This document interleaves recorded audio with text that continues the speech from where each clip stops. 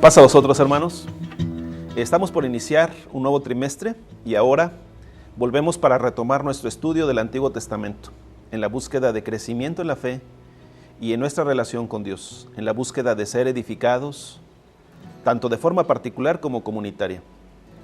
Les doy pues, a nombre del Departamento Nacional de Edificación, la más cordial bienvenida. Y expreso mi deseo de bendición, que la gracia de nuestro Señor se manifieste de forma renovada, trayendo alegría, gozo y esperanza a nuestra vida. Que sea hecha la voluntad de Dios en nosotros. Al iniciar nuestro estudio, la primera pregunta que salta como inquietud es: ¿por qué estudiar los libros de Crónicas? ¿Qué no es lo mismo estudiar los libros de Samuel y de Reyes? ¿Por qué volver a estudiar las mismas historias? Voy a tratar brevemente de dar algunas ideas que pueden ayudarnos a descubrir la importancia de estudiar estos libros. En primer lugar, no dicen lo mismo. El autor de Crónicas, quien escribió después, decidió hacer algunas modificaciones a los escritos originales, pues su propósito era distinto. La razón principal del por qué es importante este estudio es que este nos invita a ver la historia desde una óptica diferente. Veamos. El escritor del libro de Samuel y Reyes fue muy probablemente un israelita que vivió la dura experiencia del exilio en Babilonia. Estamos situados en el siglo VI y recordemos que la primera deportación se fecha en el año 586 y en el 537 los israelitas comenzaron a regresar a Jerusalén gracias a un edicto emitido por Ciro el persa en el 538. Es en este periodo que el autor escribe haciendo una reflexión acerca de los acontecimientos y de las circunstancias que los llevaron a vivir tan desagradables y amargas experiencias. El motivo de la reflexión es la crisis. Por el otro lado, el autor del libro de las Crónicas, a quien llamaremos el cronista, escribió después de que regresaron de su tierra para realizar un proyecto de reconstrucción. Esto lo podemos ver en el segundo libro de Crónicas, en el capítulo 36, los versos 22 y 23. El motivo es el privilegio de la elección.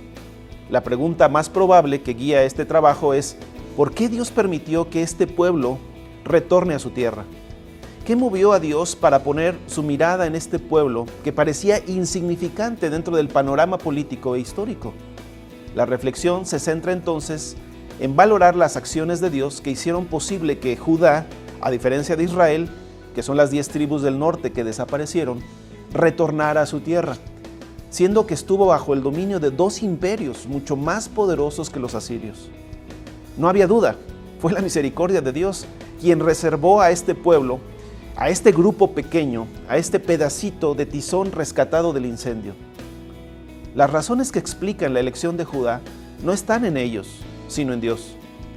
En este trimestre estudiaremos 12 actos que reflejan la misericordia de Dios y su gracia, lo cual determinó que esta piedra insignificante se convirtiera en un especial tesoro.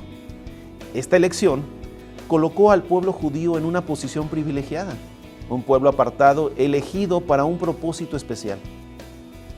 La posición de estar apartado es llamada santidad. Ser un pueblo santo es equivalente a decir que es un pueblo apartado o separado. Pero esta separación tiene un propósito, no es un fin en sí misma. Dios no distinguió a este pueblo para que viviera apartado del resto del mundo, sino para que viviera en medio de ellos, siendo diferente, con un propósito específico. Entonces, la pregunta de ¿por qué? Ahora se convierte en ¿para qué? Los israelitas que volvieron del exilio entendieron que fueron llamados a santidad. Así que este trimestre nos enfocaremos en este llamado. Solo debemos tener una precaución al estudiar este tan interesante e importante tema: malentender la santidad. Pondré un ejemplo. En los tiempos en que vivió nuestro Maestro Jesús, en el pueblo había muchos líderes piadosos que promovían la vida de santidad. Parecía algo muy bueno esto, pero el problema es que entendieron mal la santidad. La separación, el apartarse, lo entendieron como un llamado a discriminar, marginar, a rechazar, a excluir, a tomar distancia.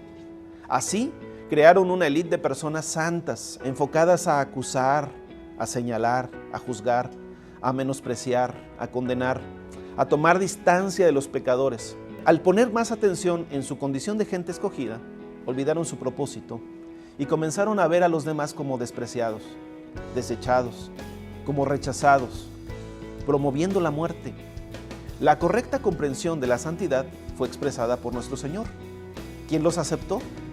Se acercó, llamó, apreció, perdonó, convivió, tocó y buscó a los que en opinión de aquellos líderes se consideraban desechados de Dios, para restaurar, sanar y transformar mediante el amor a aquellas personas, promoviendo la vida. ¿Qué es entonces la santidad? La santidad es un regalo de Dios. La acción de distinguirnos y llamarnos para un propósito especial es el resultado de su inmensa gracia y misericordia. La santidad no es una cualidad que consigamos por nosotros mismos o por nuestros méritos. Por el contrario, es la distinción que Dios hizo al tomar estas vasijas de barro y colocar en ellas un especial tesoro, con el propósito de compartir. La santidad es una posición en la que Dios nos coloca para servir. Su gracia y bondad es lo que nos sostiene en dicha posición y nos ha colocado allí para servir en la restauración del mundo.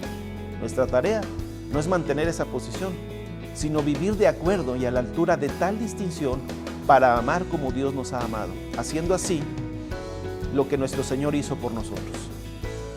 Espero que en este trimestre apreciemos el llamado a santidad y la importancia de tal distinción para que juntos realicemos el proyecto de Dios, razón principal para la cual fuimos llamados a santidad.